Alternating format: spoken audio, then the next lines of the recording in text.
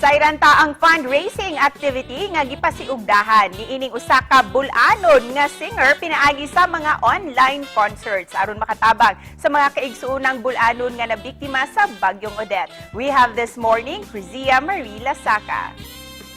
Maayong buntag ug welcome sa GMA Regional TV Live. Crizia, kumusta mo din ha sa Bohol?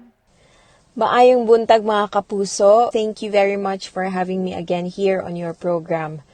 Well, the Bagyong Odette has left a lot of damage here in our beautiful Bohol.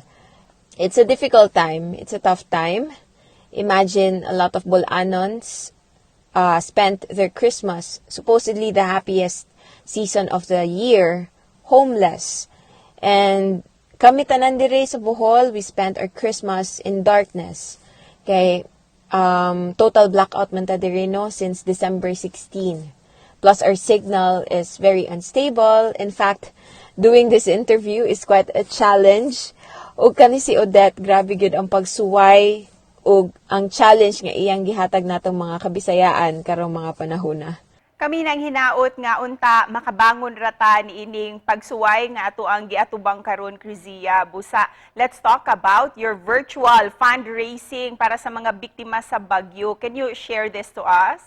We recently did a virtual fundraising event in partnership with Bellevue. Nag-unite ang ato ang mga local artists diri sa Bohol to create a show and raise funds for our kapwa Bolanons through music. We did it last December 23, a day before Christmas, kaya we wanted it to be our parang Christmas offering para sa mga kaigsuonan natong nasalanta ni Bagyong Odette. Kung nakapaaghat ka ninyo sa paglusad ni ining virtual fundraising? Sa among banda, sa Jam 403, we have been very active online doing live stream sa ato ang Facebook page. We actually did a lot of fundraising before. We raised funds for those who were affected by COVID. We raised funds for the victims of Typhoon Ulysses last year. We did a lot of fundraising for sick people, and nakahuna-huna me if we can do it for other places, if we can do it for other people, why can't we do it for Bohol and our kapwa Bolanons? Actually, dire sa Bohol karon, ang mga resorts ra sa Panglao Mooy na stable power because they have big gensets. Pinaagi sa inyong musika o sa inyong talento, daghan gayud mo og natabangan. Busa unsa may mga kinahanglan sa ato ang mga kapusong bulanon din ha. Personally, I think number one nga need gyud namo karon is prayer. Prayer for our faith and our patience. Kay sa panahon karon, matest gyud ang amo ang faith and patience. A lot of Boholanos were left homeless by Bagyong Odette. And people are hungry, thirsty, and starving. So any donation, monetary or in kind, whether big or small, dako na gyud nang tabang sa atong mga kaigsuonan dire sa Bohol. And of course, we'd love to hear you this morning. Can you sing to us some few lines of any song para usab ma-encourage ang ato ang mga kapusong bisdak?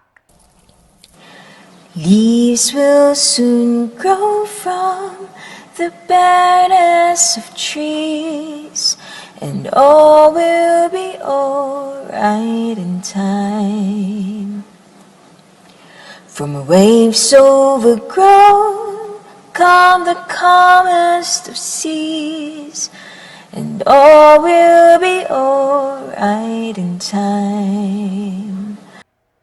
O karon, we will give you the opportunity to invite all our kapuso here and abroad to support your virtual fundraising. Mga kapuso, in behalf of the organizers and all the Boholano artists behind Barug Bohol, we would like to invite you to please support and continue supporting this very close to our heart cause. Bohol is in a state of calamity and Bohol needs your help. Daghang salamat, Crizia, ug amping mo diha pirmi. Thank you. Thank you so much and daghang salamat mga kapuso.